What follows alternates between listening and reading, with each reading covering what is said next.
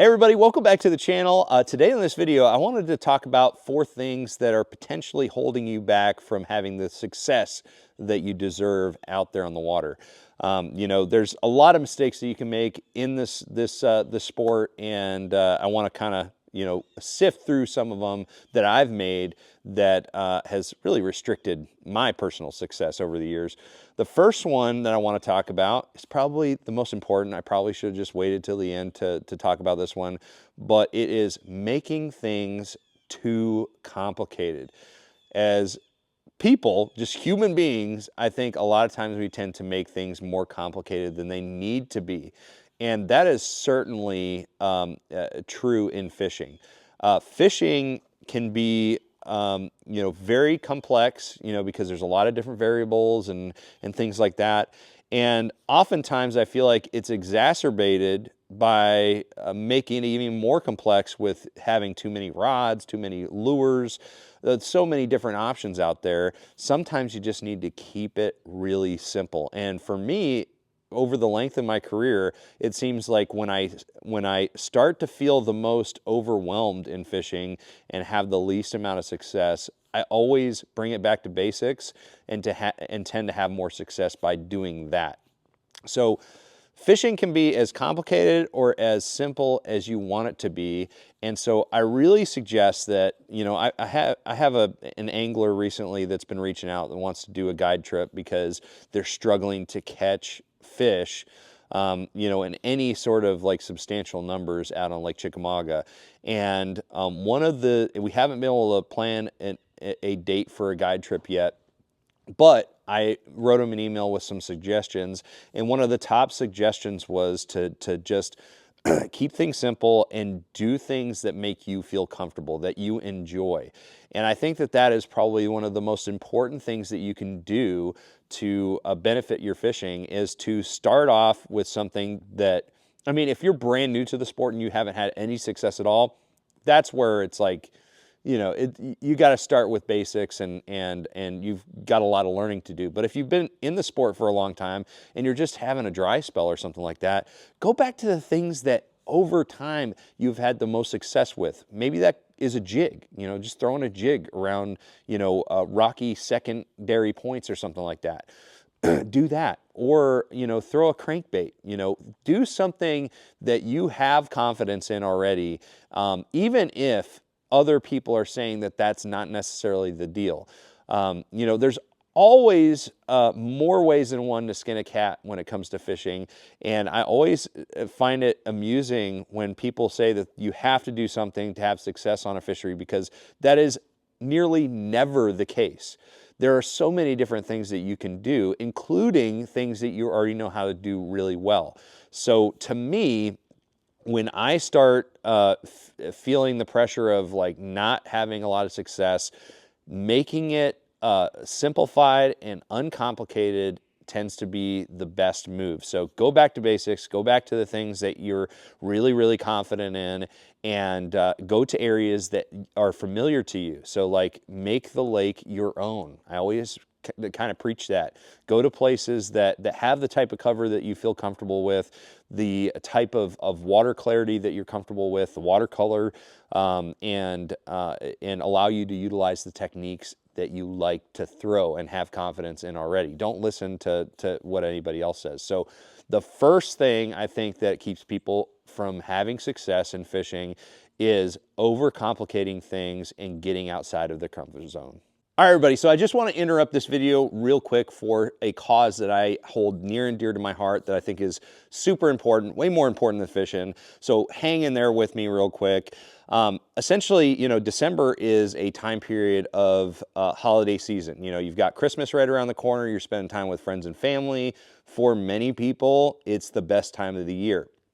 But I want to recognize that right now, as everybody's having a great time, there are people that are going through the toughest times of their life at St. Jude Children's Research Hospital, trying to beat childhood cancer. And St. Jude is just an absolute godsend. We went through the experience last year. My daughter got diagnosed with a neuroblastoma cancer at 10 months old. And now, thanks to St. Jude, she is cancer-free and we're living a normal life with lots of hope. There's a quote on the halls of St. Jude that really spoke to me from the founder of St. Jude, Danny Thomas, that says, "I'd rather get $1 from 1,000,000 people than get $1,000,000 from one person." And to me, that means that awareness and banding together for a common cause is more important than just the money. And that's what I want to focus on this December. For this December, instead of asking you just to open-ended donate to the fundraiser that we've got, I want to call on you guys to every single person that I can, donate $5, just $5. If everybody just donates $5 to St. Jude, that is a small donation per person, but a huge impact for hundreds of families that are going through the hardest experience of their lives. So if you're interested, which I hope you are, go check out the link in the description below for my St. Jude fundraiser. Every penny goes to St. Jude, and every penny goes to beating childhood cancer. Thank you guys. Let's get back to fishing.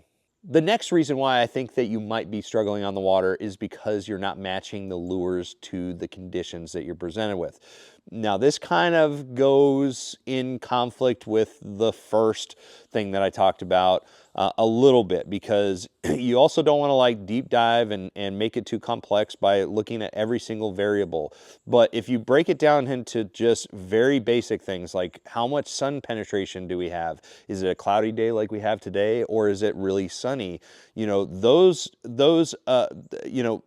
light factors play a huge role. Also, you know, what is the water temperature? Is it really cold or is it really warm? If you look at water temperature and the sun penetration, light penetration, and visibility, those things are very, you know, they're only a few factors, and they can play a really big role into choosing the correct lures. And one of the most frustrating things is using a bait that everybody says is going to work really well, and you don't catch fish on it. You know, you start losing confidence in it. And one of the biggest reasons why you're not catching fish on a certain bait is because it's just not right for those light conditions. A great example would be fishing a opaque or just very bright, gaudy bait, you know, that has kind of a matte finish to it. Maybe it's white, or maybe it's like chartreuse or something like that, in ultra clear water in sunny conditions. Usually in clear water and sunny conditions, so high visibility across the board, you want something that blends in with the environment a little bit more, because they can use their sense of sight, the bass can, very effectively, and they can see it from long distances in those type of situations. So you don't want a bait that's really gaudy and bright. You just want something that, maybe reflects the light a little bit. So they're not getting a good look at it, but they're seeing the flash of it. So a shiny, a color, or even a clear kind of color. So something that you can see through. That little adjustment in color can make a huge difference in the conditions that you're presented with. Also, when you put it in the perspective of like temperature, a bait that works really well during the summertime, like a topwater bait, the wintertime, it may not work at all. So you're just going to be out there casting all day, working that bait, and not having any success because the fish just are not feeding up that time of year as much. So you really need to make sure that when you throw a bait, it is very deliberate based on the conditions that you're facing on that trip.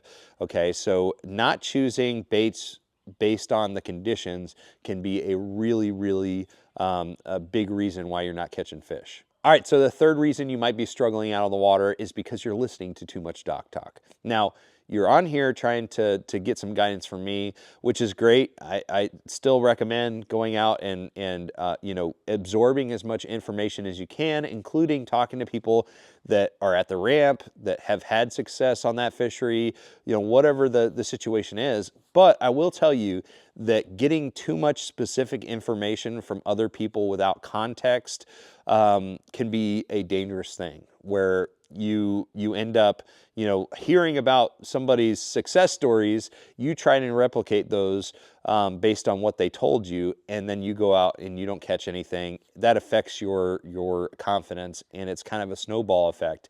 And the sad truth with fishing is that usually the difference between success and failure out on the water, even if you're fishing the same exact fishery as somebody else, is so minute. Sometimes, you know, it may just be one single cast, one single spot, tiny little spot the size of a hood of a truck, that the fish that those people are catching are off of. And so even though they think it may be that one certain bait that they're fishing, it really had to do with that one spot. And if you weren't on that spot, you weren't catching them.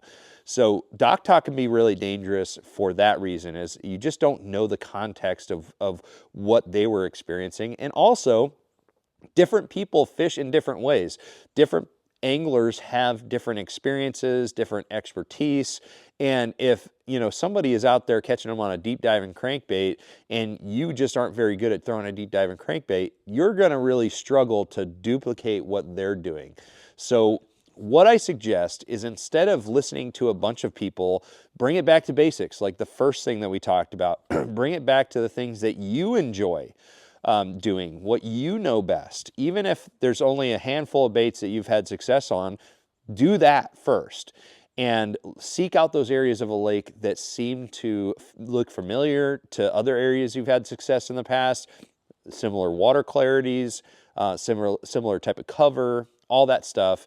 Go throw the baits that you're already used to, and then expand off of that. Once you start getting success on your own, you can start branching off and experimenting with some of the other things that other anglers have suggested. But I guess all I'm trying to say is that dock talk can really eat away at your confidence faster than just about anything. And confidence is everything in fishing. All right, so the last thing that might be causing you to struggle is not breaking a lake down. You know, when you go to a new fishery, or even a fishery that you know really well at a time of the year that you struggle in, a lot of times you tend to like move around a lot. You tend to try to find, you know, the secret spot by just, you know, using the big engine and running to the next bay or the next creek arm, or, you know, the lower end of the lake, whatever it is. You tend to fish the whole lake. Don't fish the whole lake.